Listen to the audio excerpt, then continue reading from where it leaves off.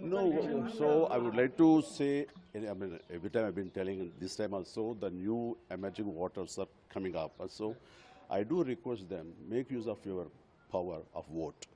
So vote అన్నది మన హక్కే కాదు, ఓటు వినియోగించుకోవడం మన బాధ్యత అని కూడా నేను చెప్తాను.